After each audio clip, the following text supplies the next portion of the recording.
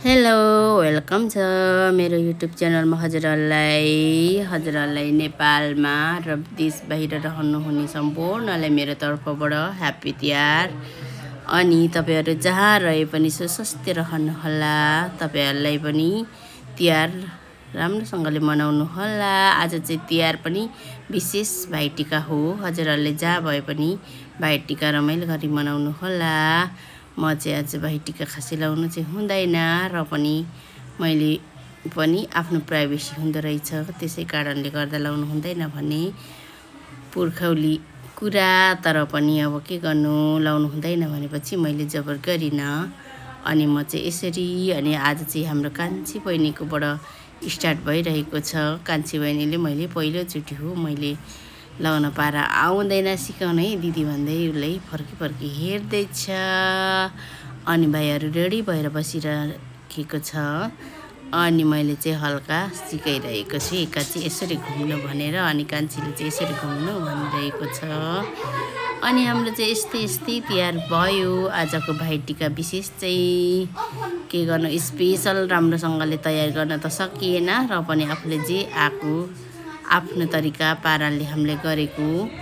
अनि तपाईहरुले पनि यसरी नै भाइटिका लाउनुहुन्छ होला हैन। अनि हाम्रो चाहिँ चार भाइहरु माइतीहरु अनि भाइहरु जेठा माइला साइला म त खासै चिन्दिन, तर पनि यता पिङ्क लगाउने चाहिँ हाम्रो जेठा भाइ हो। अनि अरु 3 जना चाहिँ तिमले है साथीहरु, तपाईहरुले पत्याउनु हुन्न होला तर तिमले भाइहरु। अनि यो पनि हाम्रो कान्छी बहिनी सैला काकाको छोरी कान्छी बहिनी है। कान्छी बहिनीले गर्दैछ मुसुक हाँसी गरिरहेको छ है, घुमिरहेको छ। कतिचोटि घुम्नु पर्ने भन्दैछ।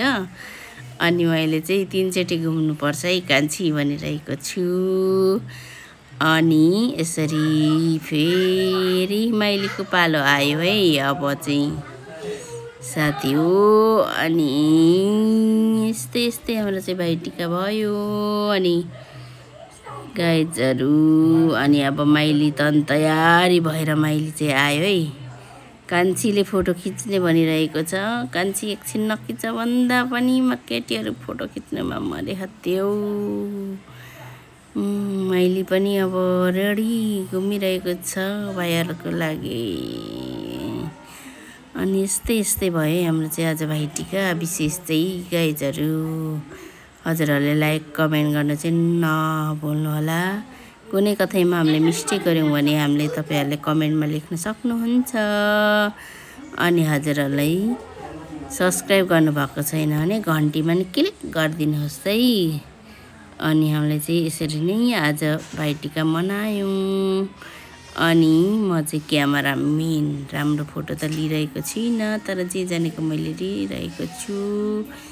यहाँ हाम्रो माइलीले धागो पनि यस्तो गरेर खै के गर्दैछौ केटीहरुले त्यस्तै। अनि अन्तरीको पालो आयो है त्यस्तै। अनि अरु अझै 2-3 बहिनीहरु छुटेको छन्, कुनै विदेशमा कुनै स्वदेशमै कुनै त्यस्तै विभिन्न कारणले आइपुगेन। हामी जे जति भएको जति चाहिँ यहाँ नजिक भएको टाढा भएको आउन सक्ने जति आएर यसरी हामीले भाइटिका मनाइरहेको छौं। भाइहरु मुसु हाँसिरहेको छ।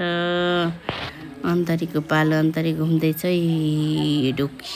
म डोक्सी घुमिरहेको छु भन्दैछ।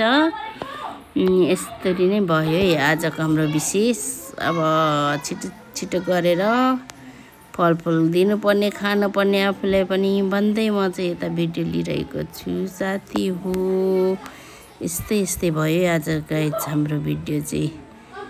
के गर्नु, माइलीले चाहिँ टोपी भएन हो यो बाङ्गो भनिरहेको छ, बनाइदिन थाल्यो है। अब 3 जना भएर टोपी हुन्छ हो हुन्छ ठिक छ सोइराखेको छ भित्तामा। इन्दाले चाहिँ गिफ्ट चाहिँ थुपारी राखेको छ। इन्दाले दरो गिफ्ट चाहिँ मैले चाहिँ केही पनि दिइनै खासै, भिडियो लिन र खान मात्र आए जस्तो भइरहेको छ गाइजहरु। अनि यसरी नै टिका लगाउन थालेछ। कान्छीले टिका लगाइरहेको छ।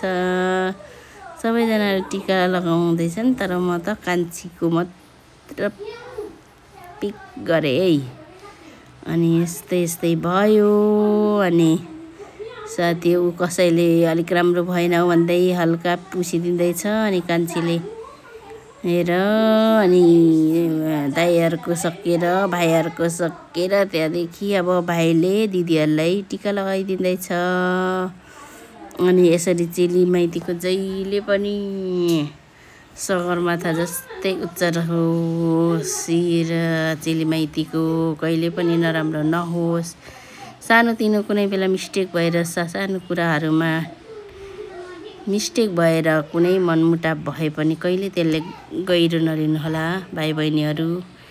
सधैँ मेरो पनि दिदीको आशीर्वाद तिमीहरूलाई जहिले पनि हिमाल जस्तै उच्च रहोस्, सगरमाथा जस्तै अग्लो रहोस्, हिमाल सेतो हिउँले भरिएको जस्तै सधैँ सफा स्वच्छ रहेर जहिले पनि सधैँ एक आपसमा साथ सपोर्ट रहिरहोस्। चेली माइतीको कहिले पनि नराम्रो नहोस् भन्दै हजुरहरूलाई पनि भिडियो देखाउँछु।